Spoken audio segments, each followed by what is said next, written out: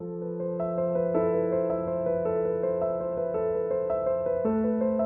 मैं आपका दोस्त आरिफ, आपका भाई।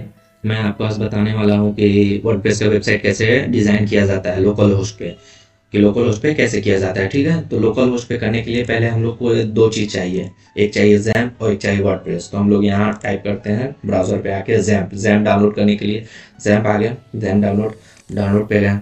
डाउनलोड कर जाने के बाद हम लोग को इस कोई सा भी वर्जन इंस्टॉल कर लें। इंस्टॉल करने के बाद आपको ऐसा जैम्प खुलेगा। ठीक है, ये जैम्प आएगा आपका, तो ये आ गया आपको। तो ये अभी नहीं करते हैं ऑन, उसके बाद हम लोग करते हैं वर्डप्रेस। तो वर्डप्रेस डाउनलोड करेंगे, तो वर्डप्रेस डाउनलोड करने के लिए आपको wordpress.org पे जाना है। ठीक है, तो ये आपको यहाँ क्लिक करना है। यहाँ क्लिक करने के बाद आपको यहाँ से वर्डप्रेस इंस्टॉल कर लेना है, तो डाउनलोड करने के बाद इंस्टॉल कर लेना है। ठीक है, उसके बाद हम लोग को पहला स्टेप, दूसरा स्टेप हम लोग का है कि जैम्प ऑन करना है। तो जैम्प ऑन करने के लिए स्टार्ट कर दिए। ठीक है, अपाचे और MySQL दो स्टार्ट करना है आपको। तो दोनों स्टार्ट करने के बाद ये थोड़ा प्रॉब्लम करता है MySQL ओपन होने में, इससे चिंता करने की जरूरत नहीं है। 2-3 बार करिएगा ट्राई, तो ये ओपन हो जाएगा। देखिए हम लोग का ओपन हो गया, और हम लोग को चलना है फाइल में।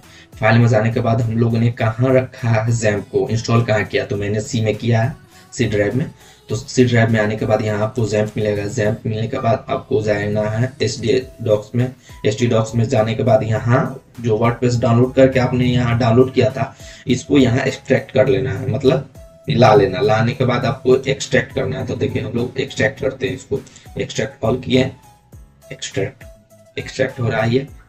एक्सट्रैक्ट होने के बाद हम लोग का आगे का प्रोसेस देखते हैं कि आखिर आगे क्या होता है। ठीक है, ये एक्सट्रैक्ट होने दीजिए।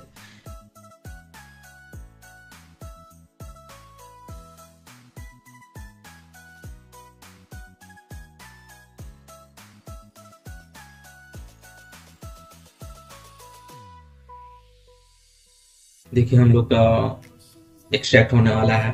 जो फाइल था वर्डप्रेस का वो जिप में आता है, इसलिए इसको एक्सट्रैक्ट करना पड़ता था। देखिए हम लोग का ये एक्सट्रैक्ट हो गया। इसको क्या करना है, पहले इसको बाहर कर लेना है, या अंदर ही रहने देना, उससे कोई दिक्कत नहीं। हम लोग बाहर, चलिए बाहर कर लेते हैं। Ctrl+X करके इसको बैक आने के बाद इसे बाहर कर लेते हैं। ठीक है, बाहर करने के बाद जो वेबसाइट का नाम रखना चाहते हैं, नेम रखना चाहते हैं, इसको इसको रीनेम कर लेते हैं। तो रीनेम करने के हम लोग लगते हैं टेस्टिंग 1। ठीक है, हम लोग टेस्टिंग कर रहे हैं। तो इस यहाँ इंस्टॉल करने के बाद आपको क्या करना है, लोकल होस्ट पे जाके अपना एक डाटाबेस बनाना। मान लीजिए वेबसाइट क्रिएट कर रहे हैं, तो कहाँ कहाँ स्टोर होगा उसका डाटा, तो वो हम लोग का PHP My Admin में होगा। ठीक है, PHP My Admin ओपन होने के बाद हम लोग को डाटाबेस क्रिएट करना है। तो गए न्यू पे जाने के बाद यहाँ डाटाबेस क्रिएट करना है। तो हम लोग रखते हैं टेस्टिंग 1 रखे हम लोग, तो टेस्टिंग 1 यहाँ करके क्रिएट कर देंगे। क्रिएट कर हो गया। अब हम लोग करते हैं वर्डप्रेस इंस्टॉल। ठीक है, वर्डप्रेस इंस्टॉल करने के लिए हम लोग करते हैं लोकल होस्ट। ठीक है, और जो वेबसाइट का नाम रखा था हमने सी फाइल में, हम लोगों ने क्या रखा था, यहाँ सी फाइल में हम लोग क्या रखे थे, टेस्टिंग 1। तो यहाँ आ जाएंगे हम लोग, यहाँ लिखना है टेस्टिंग 1 और इंटर कर देना है। ये हमारा वर्डप्रेस का वेबसाइट खुल रहा है। तो देखिए हम लोग का पैनल आ गया वर्डप्रेस का। अब इसे इंस्टॉल करना है, तो इंग्लिश हमेशा रखना है, जो लैंग्वेज चाहिए आपको कर सकते हैं। कंटिन्यू करना है। कंटिन्यू करने के बाद लेट्स गो। उसके बाद देखिए डाटाबेस हम लोग किस नेम से बनाया है, हम लोगों ने डाटाबेस तो टेस्टिंग 1 के नाम से बनाया है डाटाबेस। तो यहाँ करते हैं इसको टेस्टिंग 1। ठीक है, अगर अलग करिएगा तो ये कनेक्ट नहीं होगा, क्योंकि डाटाबेस तो कनेक्ट करना पड़ता है ना। और यूजर नेम हमेशा रूट रहता है लोकल होस्ट पे। ठीक है, डोमेन और होस्टिंग पे करिएगा तो ऐसा नहीं होता है लाइव में। पासवर्ड तो छोड़ देना है, हम लोग को करना है सबमिट। रन एंड इंस्टॉल करने के बाद हम लोग का देखिए साइट का टाइटल क्या देना है, तो हम लोग साइट का टाइटल दे देते हैं टेस्टिंग वर्डप्रेस, जैसे हम लोग टेस्ट कर रहे हैं। यूजर नेम हमेशा एडमिन होता है इसमें। पासवर्ड अपने खुद से क्रिएट कर सकते हैं, कुछ भी पासवर्ड रख सकते हैं। ठीक है, हम लोगों ने रख दिया जो रखना था।